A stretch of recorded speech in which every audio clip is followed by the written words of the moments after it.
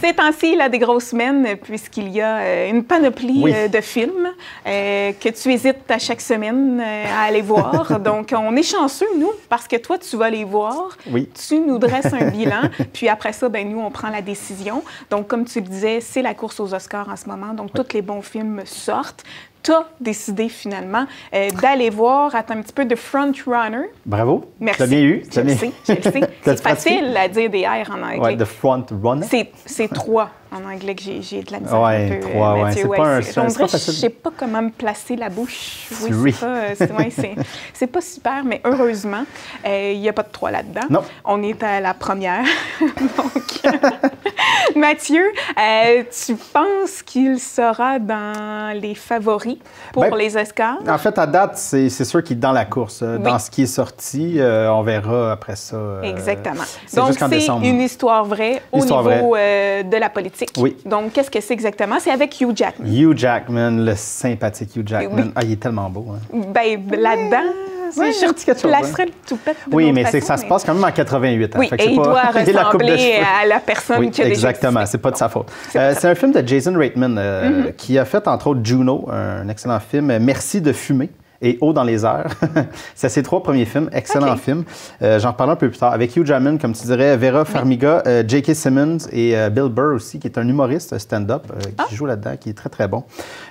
C'est ça. Donc, en 88, c'est l'histoire de Gary Hart, qui était un sénateur américain, démocrate, et qui se présentait à l'investiture américaine en 88.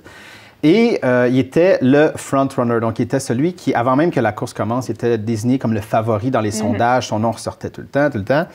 Et du moment qu'il a déposé sa candidature, il se passe 3 semaines et il va devoir démissionner, en fait, parce que la presse s'est mise sur son cas et ont sorti des histoires. Alors, on voit en un 3 peu semaines seulement? Oui, en 3 semaines. Wow. Ouais, ça s'est passé vite. Et c'était une des premières fois que les journalistes, en fait, les grands journaux, sortaient des trucs un peu de la vie privée.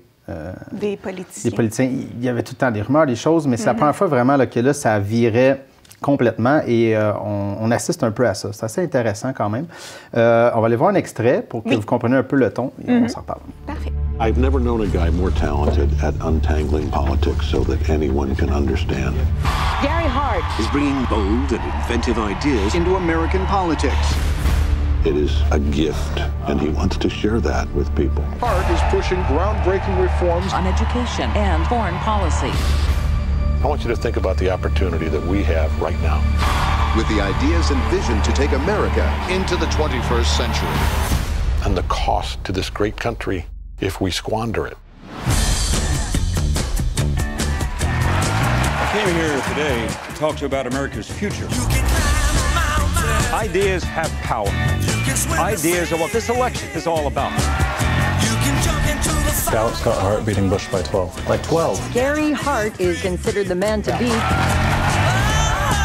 Senator, can I ask you a question? Do you feel like you have a traditional marriage? Comme je disais, je veux juste parler un peu de Jason Reitman avant. J'adore vraiment ce gars-là, son cinéma. C'est jamais un cinéma qui est très exubérant. C'est des films assez, je vais dire légers, mais qui affrontent quand même des sujets. Quand on regarde Merci de fumer, déjà le titre est assez drôle. C'était son premier long métrage. Et il aime ça aborder des trucs qui jouent sur la moralité, l'éthique, qui jouent sur la ligne. T'sais. De présenter un personnage comme Merci de fumer, c'est un gars qui est une espèce de le porte-parole de l'industrie du tabac. C'est lui qui va dans les médias pour essayer de défendre. Et puis c'est un personnage qui est hautement charismatique. On finit par l'aimer, mais en même temps, il défend l'industrie du tabac. Fait que il aime ça jouer un peu avec notre tête. De manière légère, tout le temps. Puis lui, justement, son cinéma c'est entre l'humour et le drame. On rigole, puis c'est pas un drame... à la Star is Born, qu'on pleure notre vie. Là, on a essayé là-dedans, puis une belle réflexion. Il retourne un peu à ça, parce qu'il avait délaissé un peu dans les dernières années, ce cinéma-là. Et The Frontrunner arrive, disons, avec Trump, arrive dans le bon temps. Le parallèle est assez drôle, de voir qu'à cette époque-là, un truc d'une vie privée peut faire un scandale et ruiner une carrière. Et aujourd'hui...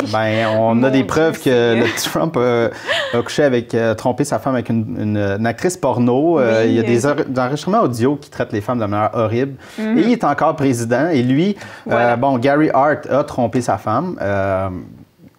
le film n'est pas sur le fait de... De la tromperie. C'est pas là-dessus. L'idée, c'est que... Puis ce qu'on fait le parallèle aujourd'hui, tu sais, c'est que là, lui, il n'était même pas encore président. Il se présentait à l'investiture démocrate et ça a complètement déraillé sa carrière politique.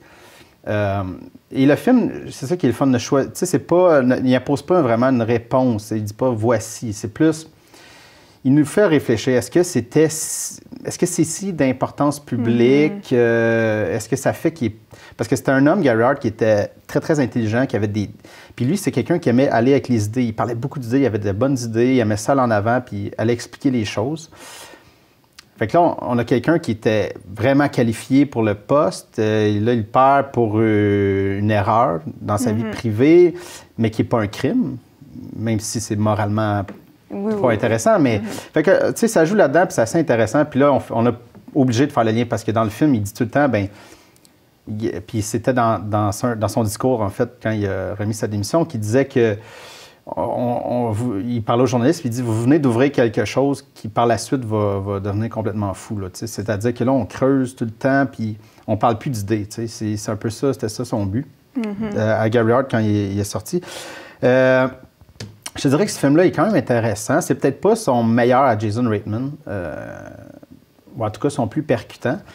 Mais tu vois que là, ça fait... Parce que Juno, merci, ça doit faire comme 15 ans, là, son premier film. Fait qu'on voit qu'il a une plus grande maîtrise du cinéma. Là, c'est un film qui se passe dans les années 80. Par contre, il est très dans le... il rend un hommage à Robert Altman. Et ça, ça paraît énormément. Puis même quand je l'ai vu, j'y ai pensé. Puis là, je suis allé lire un peu les autres critiques et tout le monde notait ça. Ah oui? Une espèce d'hommage au cinéma de Robert Altman, qui est un vieux cinéaste. Sa manière de filmer, mais c'est très, très efficace, je trouve. Il reste sobre dans tout ça. Et puis, ce qui est intéressant, c'est que, bon, Hugh Jackman, c'est le personnage principal, mais je pense qu'on voit quasiment plus les journalistes, son équipe. On voit tout le monde autour, en fait, qui se questionne sur la moralité de tout ça. Les journalistes entre eux qui se demandent c'est une nouvelle, c'est pertinent. Puis il y a comme une espèce de guerre de journalistes qui se crée. Puis après ça, ben là, c'est comme un peu la course aux primeurs, tu sais, puis qui, là, aujourd'hui, s'accentue parce qu'on a des nouvelles en continu, puis il faut tout le temps nourrir l'espèce de bête. Alors, c'est assez intéressant.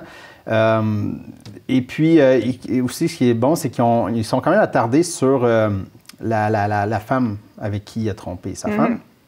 Il y a un parti sur elle. En fait, le traitement qui est souvent réservé par les médias, on peut penser à Monica Lewinsky, qui a fait une sortie d'ailleurs récemment, parce que c'est ça, c'est qu'elles, ils sont complètement laissées de côté, puis sont comme utilisées dans cette espèce de débat-là des médias, puis on la voit, en fait, tu sais, c'est vraiment fait avec empathie, et puis on voit comme que, tu sais, ouais, c'était pas cool pour elle aussi. Vivre, oui. Son nom sort, puis elle est complètement laissée à elle-même parce qu'elle n'a pas d'équipe politique, elle n'a pas d'entourage, et s'en va chez elle. Puis après ça, tu sais, il y a une espèce de réflexion de comme, ouais, mais quand elle va vouloir aller chercher, tu sais, faire des entrevues pour une job, son nom est comme partout, le monde la reconnaisse. Fait que je trouvais ça intéressant comme traitement. Hugh Jackman est solide dans le film. Est-ce qu'il va battre Bradley Cooper aux Oscars? Je ne sais pas, mais à date, je pense qu'il est dans la courte liste, en fait. On verra après ça, avec les autres films qui vont sortir d'ici décembre, mais je pense qu'il est dans la course aux Oscars. Est-ce qu'on sait, qu'est-ce qui est arrivé à cet homme après cette carrière politique malheureusement ratée? Je crois qu'il... Je ne suis pas sûr s'il est resté sénateur, mais... OK, c'est ça. Hein? Il est resté avec sa femme jusqu'à la fin de sa vie. Malgré qu'elle le confronte. On voit tout l'après aussi. Là, on le voit aussi. C'est que lui, en fait, on le voit pas. Le bémol que je disais un peu, c'est que lui, on le voit pas, en fait, remettre tant en question ce qu'il a fait. Et le film était vraiment axé plus sur les médias et le retour. Puis là, il disait, bon, ce qui prend position sur... Mais le réalisateur, je pense pas. On comprend que c'est pas le fun. Là, c'est pas... Il fait pas la promotion de l'adultère. Non. Mais je pense que c'était pas intéressant d'avoir sa réflexion. C'était plus sur le après, comment c'est géré dans les médias, qui est intéressant.